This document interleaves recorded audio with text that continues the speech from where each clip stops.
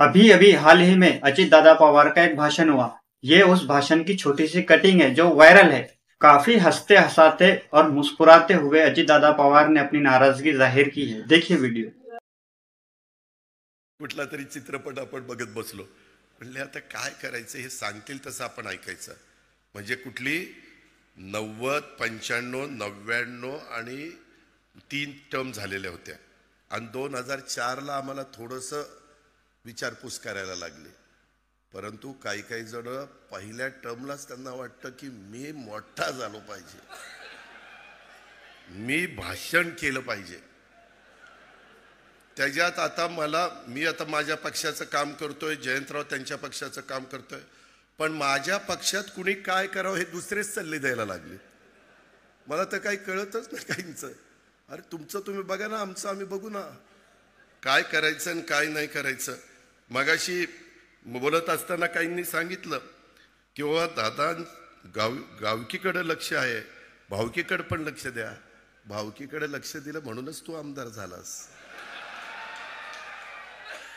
जरा जयंतराव त्याला विचारा किती मतं पडली, पोस्टल बॅलेट मध्ये आलाय आपण। त्याच्यामुळं माझ्या कुणी नादी लागू नका, तुम्ही तुमचं काम करा, मी तुम्हाला एक अक्षर बोलणार नाही। मी जयंतराव ज्यावेळेसपासून मी आमच्या महायुतीमध्ये आहे, मी कधी तुमच्या कुणावर टीका टिप्पणी केली? काय कारण आहे? तुम्ही तुमच्या विचाराने चाललं, मी माझ्या विचाराने चाललो। आणि शेवटी आपल्याला साध्य काय करायचंय? महाराष्ट्राचा सर्वांगीण विकास, शिवशाहू फुले आंबेडकरांची विचारधारा, ह्याच्यामध्ये आम्ही कुठं कॉम्प्रोमाइज करतच नाही। आणि त्यामुळे मला तर मगाशी ह्यांची सगळ्यांची भाषणं झाली तसं माझं संकट चाललेलं होतं आणि जयंतराव गेले।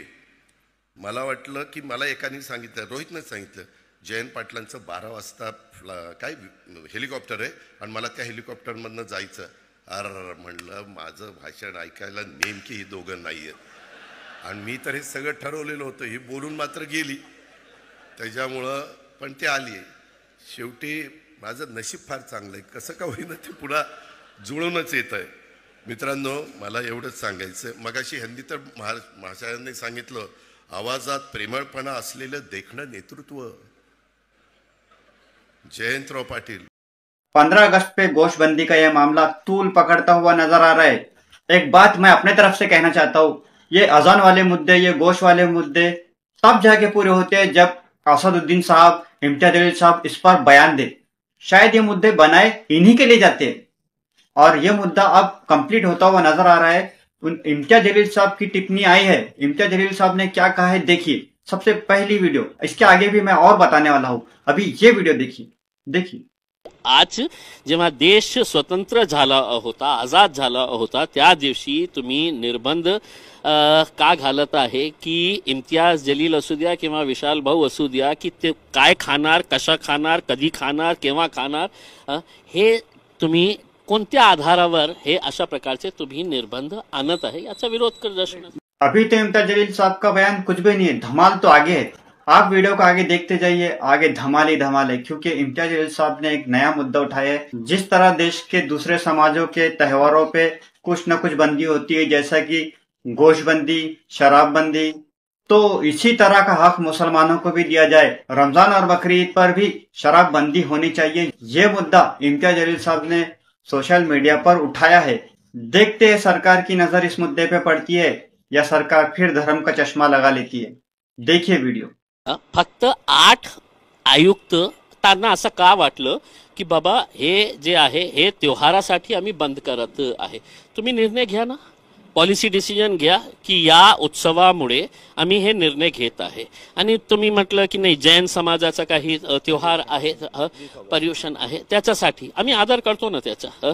मग मी एक प्रश्न विचारू का की मुस्लिम समाज दारू पित नाही, तर सरकार हे निर्णय घेणार आहे का की मुस्लिम समाजाचे फक्त 2च त्योहार येतात, ईद उल अजहा आणि ईद उल फितर?